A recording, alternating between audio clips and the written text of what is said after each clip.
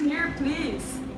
As I was saying, I'm very excited to work on this project about international teachers here at Germany. Excuse me, everyone. Today, our new teacher, Nia Mika, will be attending her first meeting here. Hello guys, I'm Nia and I'm really glad to be able to contribute to this project. So, Nia, would you like to introduce yourself? Sure, so hi everyone. My name is Nia Mika, I'm 35 years old and I have been an English teacher for more than 10 years. Oh, I'm also from Tuvalu. What's Tuvalu? I can answer that. Tuvalu is an island country in Oceania, situated about midway between Hawaii and Australia. That's right. In 1892, through the expansion of the Annecy Islands, as they were called, it became a British protectorate and then possibly in 1916 part of the Gilbert and Annecy Islands colony. However, another curiosity is that even being an unknown place, this island was used by the United States as an air and naval basis. In 1978, the country became independent. After this process, the main priorities are to focus on stabilizing the national infrastructure, even a small one, and basis that search for external help to assist in its economic and political independence. Yeah, but the problem is that the existence of low-lying islands is threatened by rising sea levels caused by global warming. Just for anyone who doesn't know about global warming, it occurs through the greenhouse effect, which is when carbon dioxide, CO2, and other air pollutants accumulate in the atmosphere and absorb solar radiation and sunlight that bounces off the Earth's surface. Specifically, the rise in concentrations of greenhouse gases in the atmosphere as a result of human activities are by far the biggest cause, through the burning of fossil fuels like coal, gasoline, oil, and natural gas. So a more sustainable planet is the key for all this situation, because if the global issue continues the way it is today, we will have serious consequences in the future. But for this, the industry needs to change its ideologies about production to make products and services focused on the preserving Earth's natural resources. It is slowly changing with ESG movements, that is the abbreviation of environment, social and governance, but it needs to be faster to stop these impacts. So now I wanted to read with you all a cartoon about global warming. And there we have one island and two sharks. One shark is saying to the other, "Good news! At the current rate of global warming, we should be able to just swim over there and eat him in under 5 years.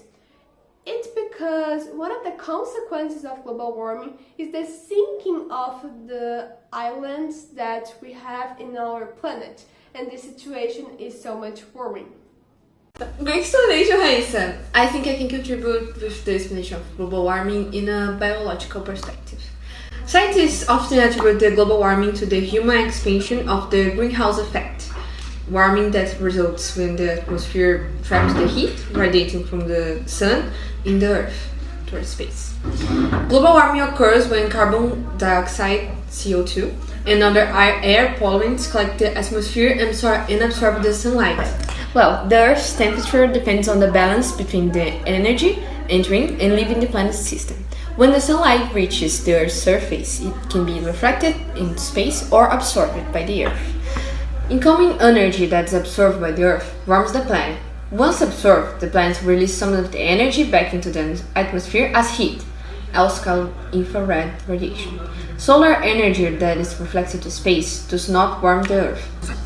Certain gases on the atmosphere absorb energy, slowing or preventing the loss of heat to space. Those gases are known as greenhouse gases. They act like a blanket, making the Earth warmer, and this is commonly known as greenhouse effect. This is very natural and is necessary to support life. However, the recent buildup of greenhouse gases in the atmosphere from human activities have been changing the Earth's climate, and these are resulting dangerous effects to human health and welfare to ecosystems.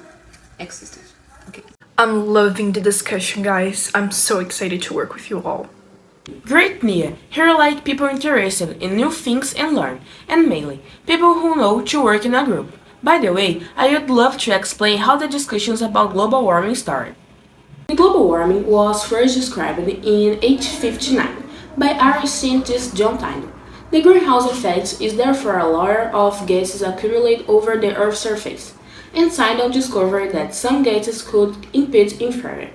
He suggests that changes in gas concentration can cause a change, but only in 1896 a chemical called 7 August Arrhenius published first global warming calculation of human CO2 emissions. That is a tool in that it's possible to discover an estimate of how much carbon is distributed by our activities. Also, an UN report warned in 1989 that Tuvalu, together with other countries, would be decimated by climate change in the 21st century due to rising sea levels. Well, now I know about Tuvalu sinking island, but I need to understand better how does global warming affect Tuvalu existence. Oh, I already heard that Tuvalu participates in the operations of the PREP, and they said that the climate there is influenced by several factors, such as trade wind regimes, the El Niño Southern Oscillation, and many more natural events. Exactly, and also a few studies confirmed that the influence of global warming could be a major factor in accentuating the current climate regimes and the changes from normal that come with the INSO events. So basically, the systematic warming of the planet is directly causing global sea level to rise in two primary ways. So first, mountain glaciers and polar ice sheets are increasingly melting and adding more water to the ocean. And secondly, the warming of the water in the oceans leads to an increased volume. So the sea level has risen to 140 millimeters since 1880. So, as global temperature continue to warm, sea level will keep rising for a long time, and the magnitude of the rise will depend strongly on the rate of future carbon dioxide emissions and future global warming. And the speed might increasingly depend on the rate of glacier and ice sheet melting. That's why sustainability is so important to us. Oh, I even have a friend there called Sean Gallagher, and he said that the situation there is really concerning. You see, the highest point in Tuvalu is only a few meters above sea level. So if something happens to change in the sea, it's gonna affect people's life there. This picture is a great example I'm talking about.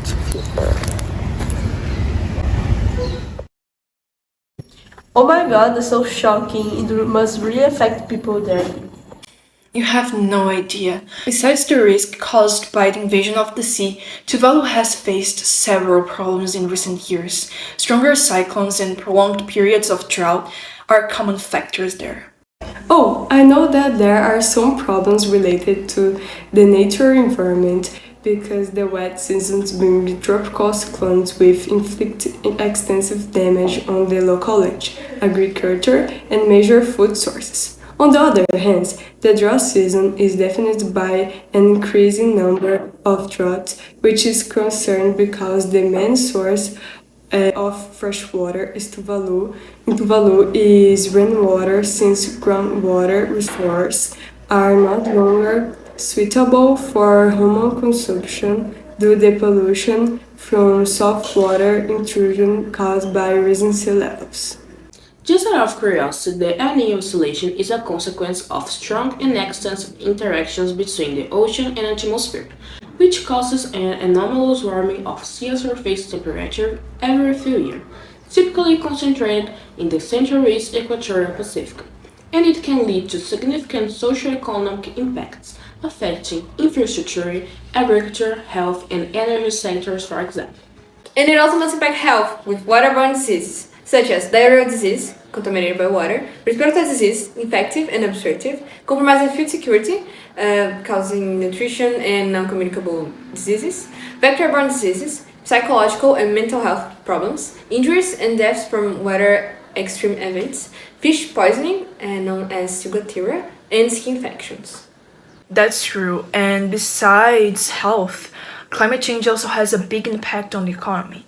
The marine ecosystem is a vital component of Tuvalu's economy since it's a primary source of employment and domestic food production. And climate change might decrease fishery population since rising ocean temperatures cause the bleaching of coral reefs, which are essential for shore protection and reproduction of native fish. And also, salinity intrusion, enhanced by the porosity of soil in Tuvalu, has destroyed polaca. And basically, polaca is a really popular crop grown there, and also decreased the yields of many other fruit trees. While you all were talking, I decided to do a little research about Tuvalu, and got already. 2 of Tuvalu's 9 islands are on the verge of going under. The government says swallowed by sea rise and coastal erosion, and most of the islands sit barely 3 meters above sea level. Yeah, and scientists even predict that Tuvalu could become uninhabitable in the next 50 years, but as locals, we feel it could be much sooner. Fortunately, there are some projects in progress, such as the development of a disaster plan, the Plant a Tree program, community water tank projects, and seawall construction. Interesting. Can you talk more about those?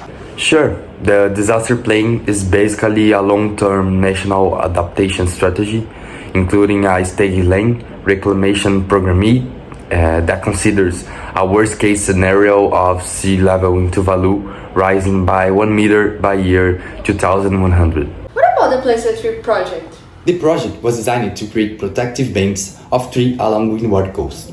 Excessive clearing of coastal trees for fuel wood has compounded erosion problems for Tuvalu, but an initial planting of 1,500 trees will help stabilize the coastline and provide a windbreak and seawall to support further plantings in coming years. Already 850 salt-tolerant trees has been planted by project leaders and volunteers.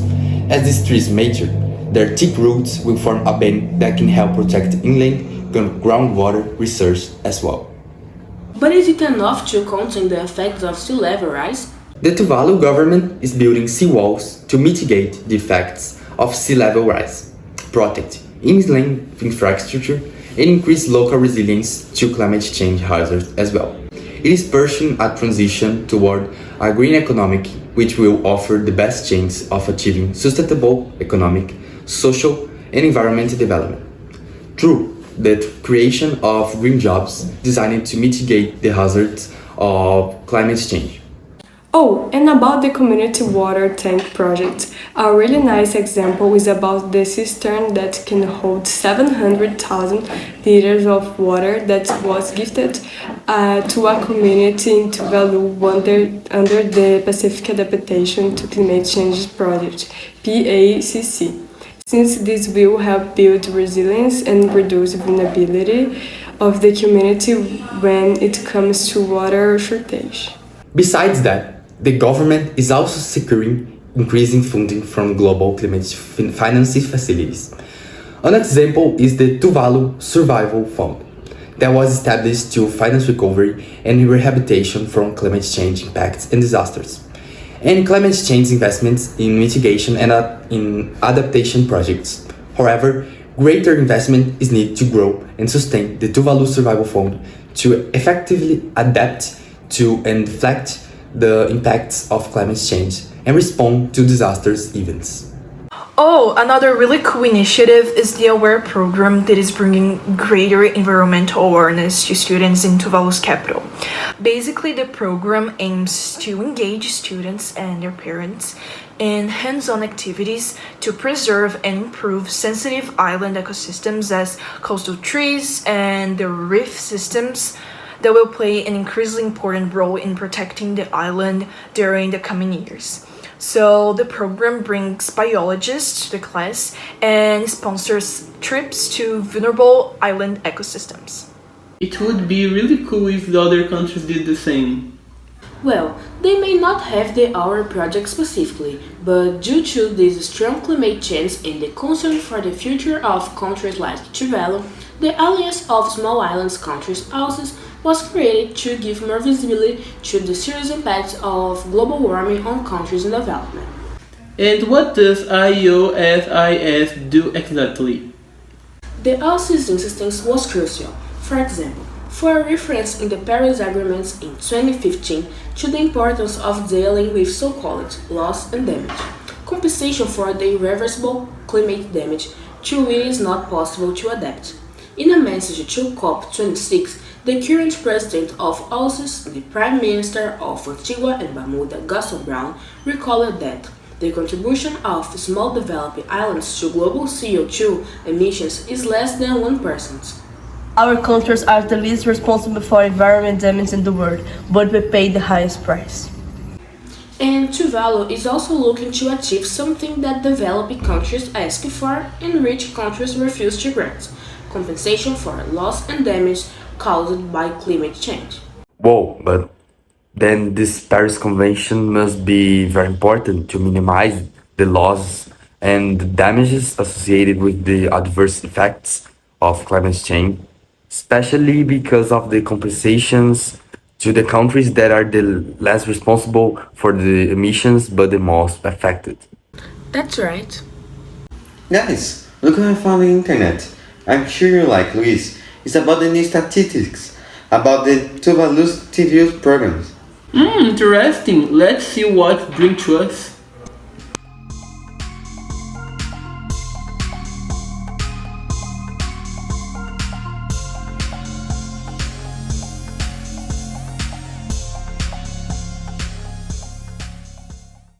So good night to everyone that is watching us right now to one more episode of the Tonight Show starring me, Vanessa Fallow.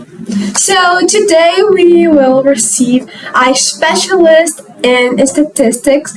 So a round of applause to Carlos Cesar. The pleasure be here and share my knowledge and years of search with all the public. So, we all know that you are one of the famous searches about Tuvalu situations right now, right? But to be honest, I even didn't know what is Tuvalu before this interview. Although I think that is an important topic, even because the worrying situation that they are facing right now. So, what can you say to us about this small country in Pacific? Tuvalu is the fourth smallest country in the world in terms of geography. Its population is mostly urban and growing, with a fertility rate of 3 children and life expectancy of around 67 years. And about these facts, it's common to see many news and people's discussions about the probability of Tuvalu disappearing in the ocean because of the high sea level. Is that true? Unfortunately, it's true. Tuvalu has a low-lying topography. According to the Emergency Events Database, Tuvalu has experienced an average 2 natural disasters per decade. The natural disasters at the time were mostly tropical cyclones and drought. If the whole world doesn't work together to reverse this situation, in the future we will only see the name of Tuvalu in the history books. I have one more question. In relation to sustainability, what Tuvalu are doing about? To have an overview about it, we can see Tuvalu's Sustainable Development Report. The only sustainable goal reached is climate action, which is taking urgent action to combat climate change. And considering the risk of Tuvalu disappearing due to global warming, we can say that this goal is the most important for the moment. But one good news is they are on track to reach more CDGs, and it will help the government of Tuvalu achieve its updated target of reducing greenhouse gas emissions from the electricity generation sector by 100% by the year 2025. Wait a minute. I have one little question about this whole story. We are in 2033 and until now we don't have any plans to prevent the sinking of the island. I was looking here and Tuvalu is not the only one with the risk of disappear. They need to continue the encourage of the sustainable actions, mainly in the big companies, like reduce the pollutants resulting from the production and investment in global warming preventive measures. The situation will be improved by a lot with this type of changes. But talking about faster solutions, like you said, the Tuvalu's government already did very good things to reduce the impacts, like the development of the disaster plan, the planting program, community water tanks projects, and seawall construction. Although that not be enough to prevent the sink of the island. Other ways, planning cities like Australia's Canberra and Brazil capital Brasilia show that reallocation of major population is possible and achievable, but is not coming without a cost. That's for sure. Tuvalu can afford all of this. The cost of reallocating Indonesia capital, for example, comes to an eye-watering $302 billion. I believe that they should try to solve internal problems, for example, related to food. Tuvalu's agriculture departments should introduce other plant varieties, focus on those that are easy to cultivate, take short periods of time to grow, and that do not require much water, like sweet potato, for instance. Related to food, Tuvalu already has some sustainable solutions for agriculture since the government there is really focused on home gardening by teaching families how to produce nutritious food in their backyards to promote health. So basically, sustainable agriculture there centers on creating a reliable food source that can survive the country's harsh and soil conditions. Oh, and also the fisheries department is helping to develop aquaculture and the production of several species of fish. The department is also looking at the preservation of their habitats by, for example, passing legislation for preservation of certain fishing grounds. Oh, that's really nice. And besides that, they should invest more in renewable energy projects such as solar to use renewable energy source to support communities, especially in the rural areas, and minimize the dependence on kerosene, especially because solar energy is an excellent substitute for scarce resource and it's more friendly with the environment. Oh, I think that's a great idea, especially because there is a society called Tuvalu Solar Electric Corporation Society that basically aims to promote solar power where refrigerators and other appliances could be used.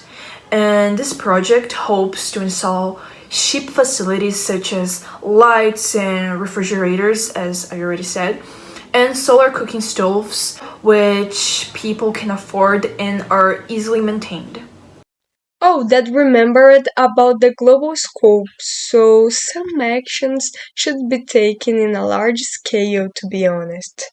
For example, what some global leaders could do to help Tuvalu is encourage their representatives to support cutting carbon dioxide emissions, donate water or other necessary supplies in the event of an emergency, and even express the importance of keeping US in the Paris climate according to the White House, since the country already expressed their interest to being out of the Paris Climate Accord.